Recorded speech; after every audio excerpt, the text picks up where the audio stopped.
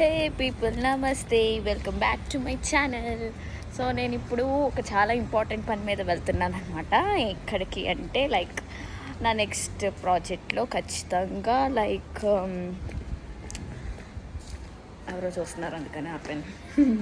So నా next ప్రాజెక్ట్లో ఖచ్చితంగా నాకు డ్రైవింగ్ వచ్చి ఉండాలి.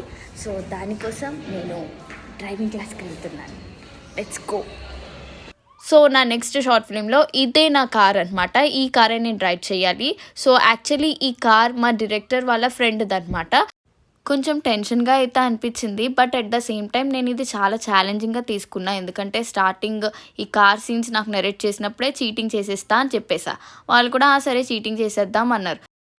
బట్ మళ్ళీ నేనే లేదు చీటింగ్ చేయొద్దు, నేను నేర్చుకుంటాను, నేను చేస్తాను అని చెప్పేసానన్నా. అంటే సరే అయితే పోనీ చీటింగ్ చేయడానికైనా బేసిక్ థింగ్స్ అయితే తెలియాలి కదా, ఫస్ట్ అయితే చూడు నేర్చుకో, ఆ తర్వాత ఆలోచిద్దాం అన్నారు. సో ఇక్కడికి వచ్చాక నాకు చాలా అంటే చాలా బాగా ట్రైన్ చేసి చాలా బాగా నేర్పిస్తున్నారు అనమాట. అండ్ నేను పెట్టిన ఎఫర్ట్స్ వాళ్ళకి చాలా బాగా నచ్చాయి. అండ్ దేవర్ లైక్ మనం ఏం చీటింగ్ చేయక్కర్లేదు హాసిని, నువ్వు చాలా బాగా డ్రైవ్ చేస్తున్నావు, ఇంకొంచెం ప్రాక్టీస్ చేస్తే ఇంకా ప్రొఫెషనల్గా అయిపోతావు, కాబట్టి చీటింగ్ ఏం అక్కర్లేదు, అండ్ చాలా నమ్మకం వచ్చేసింది, నువ్వు ఈ క్యారెక్టర్ని పుల్ ఆఫ్ చేసేయగలుగుతావు అని చెప్పి అన్నారు. And I felt so happy.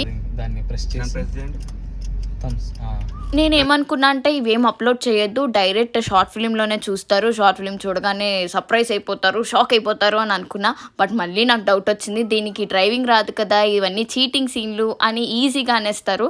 ఆ మాట అనిపించుకోవడం ఇష్టం లేక నేను వెంటనే పోస్ట్ చేసా. సో మేమైతే లంచ్ చేసేసి మళ్ళీ స్టార్ట్ చేస్తున్నాం అనమాట. ముందుకు వెళ్ళిపోండి మీరు, బెటర్, మీకు ముందు ఉంటే కంఫర్ట్ ఎక్కువ ఉంటుంది. డన్నా